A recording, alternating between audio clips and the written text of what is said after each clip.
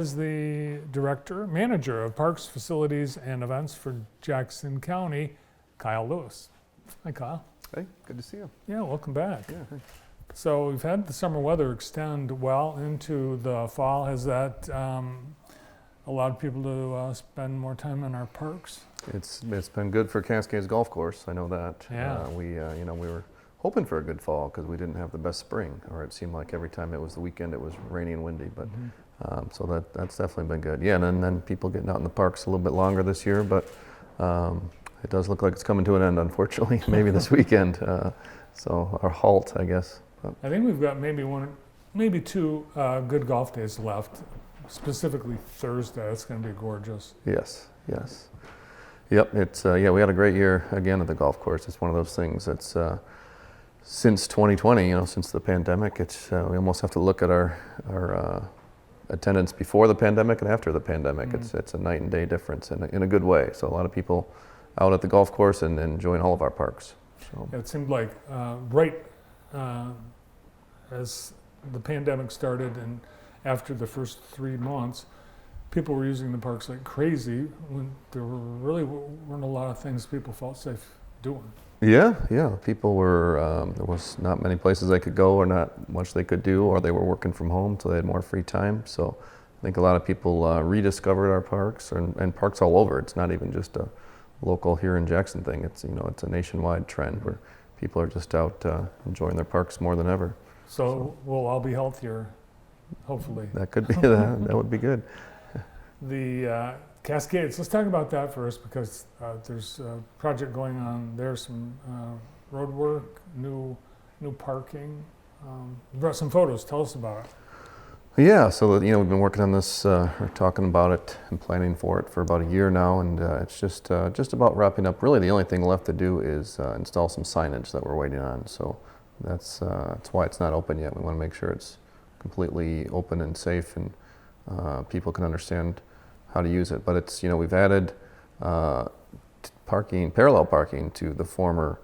The city converted Brown and Randolph from 4 lanes of traffic to 2 lanes of traffic. So we saw this as an opportunity to utilize that for parking, which, this is our most popular park. It's heavily attended, especially lately, like we just said. And, we've got a new pickleball complex that's coming in 2023. So there's even more reason for more parking. So I think we gained about 60 parking spaces here. So, you can see the basketball court in the background there, convenient for walking on the trail. Come in for fireworks shows and things like that. There's just a lot more parking opportunities in the park now. Yeah, in fact, for really the big events or even things like the Little League, a lot of people parking on the grass because it's the most convenient, closest, but now they'll be able to keep it on the pavement. Yeah, exactly. Yeah, and there are so many different community events that use this park for various 5Ks and fundraisers on the weekend. So there's certain times where it's a full park. So. And what had been the roadway that had been removed, that you're just going to return to a natural state? Yep. So a lot of it, we've hydro-seeded it. It's hard to tell in the pictures there. A lot of it, it's still got to come in the new grass. But a lot of it went back to green space basically. So it looks like it's all open now. Just waiting on the signage. Yeah, it's usable. We just want to make sure we get it completely done before we open it. All right. Once that's done, hopefully before the snow flies, people will be able to Right. use it. Yeah. Our linear park, the Falling Waters Trail, it looks a little different these days. Yeah, we thanks to Dr. Lavery and the Lavery Family Foundation. This will be our second year with some new sculptures on the Falling Waters Trail. So, if you start at Weatherwax Drive and enter the trail there, I think there's 12 sculptures out there now. So we've had some for the past year. They're kind of temporary sculptures. They're part of the Midwest Sculpture Initiative. And basically they're for sale. I think there's 9 different cities in Michigan where there's these sculptures. So the Falling Waters Sculpture Trail is one of 9 sites basically. And we just got a new batch of them in the last couple of weeks. So it's a good opportunity to get out there and enjoy the trail and see something that's eye-catching, and everybody has a different interpretation of art and things like that. So it's some cool things to see out there right now. And really the nice thing for the location of the sculptures, they're accessible to folks who might not be trail users. You can easily drive to the parking lot and walk and see the sculptures. They're all close to the trailhead. Exactly, yeah, not too far off the road there. So yep, easily to get to. Now the sculptures, these new sculptures replaced, did any of them sell? I'm not sure. Through donations, 2 of them were purchased from the first batch. Oh, really? and remained as permanent sculptures on the Falling Waters Trail. So 2 of them were purchased locally here with donations to stay, and then the rest were. I guess I'm not sure, but I'm sure they were, though. They were mostly very popular. So. Mm-hmm. What was your favorite? Well, the 2 that stayed I really liked a lot, and we did a Facebook poll to get an idea of which was the community's favorite. But I don't remember the names off the top of my head, Yeah, but it's I the don't one remember the names holding the rock there right at the trailhead. I really like that one, and I really like it looks like a dancing lady. That's not the name of it, but that one also stayed. So. I like the one that had, it was like 2 columns of stained glass. Yes, yeah. I think that was to mimic the Twin Towers of 9/11. All right, now on to some of the improvements that the department made over the summer, boat launch improvements. Yeah, we had, this is something that we talked a lot about as we went through strategic planning a few years ago and came up with different priorities for improvements throughout our park system. This is the after picture of our new boat launch at Vineyard Lake County Park. So we had boat access here before, much like many of our county parks. But we didn't have, these concrete. This is the before picture here. So Oh, wow. we did not have a dock or concrete planks to drive in on. Were people using this? Well, sparingly. It was not real popular. You had to have a kind of a smaller boat to be able to access it now, but it's much more accessible now. Easier to stand on a dock and get your boat off a trailer than what we had there. So.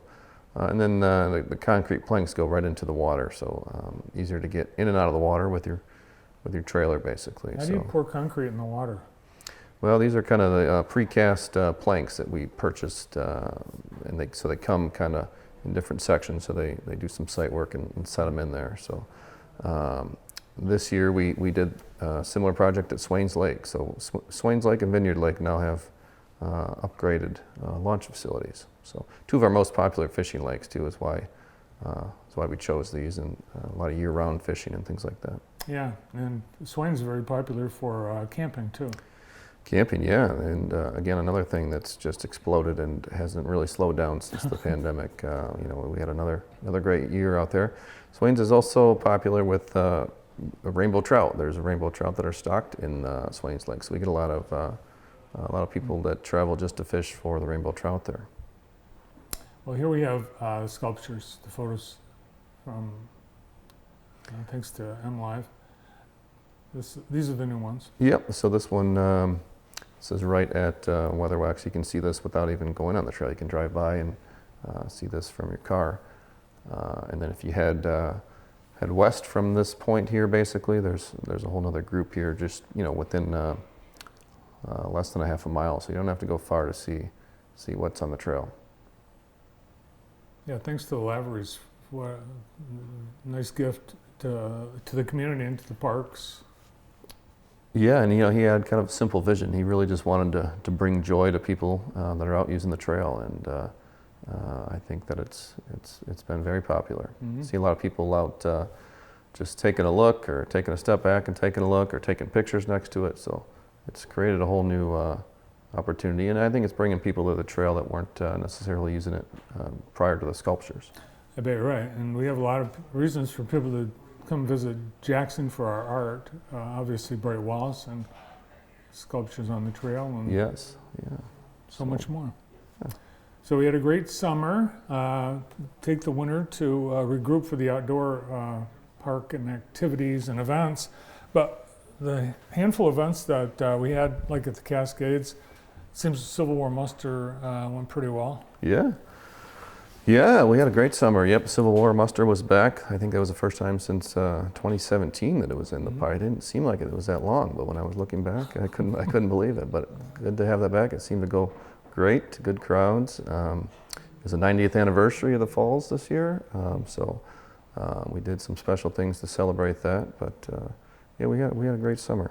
Yeah, the rain was perfectly scheduled to coincide with the 90th anniversary events. Yeah, the car shows for sure, and I know it's not popular to bring vintage cars out in rainstorms, so that did damper that a little bit. But overall, a good year. So. Keeley Park looks great. I was there last for the Halloween Town and Trunk or Treat, and I'm not good at counting crowds, but I know there were thousands of people there. Yeah. Yeah, and thanks for being there. I saw all the pictures. You guys did a great job with all the pictures there.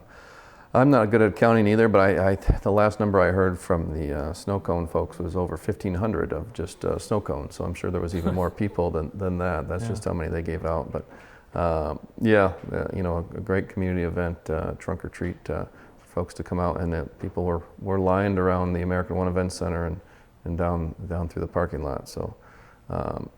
You know, we don't really have a slow time of year in our world now with Jackson County Park, with the event center, and year-round, you know, it just gets busier. It slows down outside, but gets busier inside for us, basically. So there's something going on each and every weekend for sure, but lots of events out throughout the week at the American One Event Center now. Between now and Memorial Day, there's pretty much at least one event every weekend. So. Awesome. Well, it's a good thing we have that. Yes. So. It's probably attracted, I know it has, it's attracted events to Jackson that bypassed Jackson in the past. Yeah, you know, I think this weekend is a prime example of that. It's called Finders Keepers Vintage Market, I think is what it's called, something out of Chelsea. That it was, you know, we just didn't have the space to have a show like this before. So I think they actually used both buildings, the former event center and the new event center. So, wow. And it is a very popular show. So a lot of shabby chic type crafts, I think is how they describe it, but very popular. Okay, get started on Christmas shopping. That's right, perfect, yes. And I think the park looks great with the new black stake wrought iron fence. Yeah, that does you know, and it's a kind of is the front entrance of the park now has a much cleaner look. So. And we're getting closer to the day that billboard can come down. It's under contract for, do you know how much longer? Yeah, it's through the end of January of 2023, so just a few more months here. Nice. Yes, so. Cool. All right, well, appreciate all the great work that everyone with Jackson Parks does, and Jackson County Parks, and great to have you here today. Yeah, thanks for having me. The manager of Parks, Facilities, and Events for Jackson County, Kyle Lewis. A lot more on the show.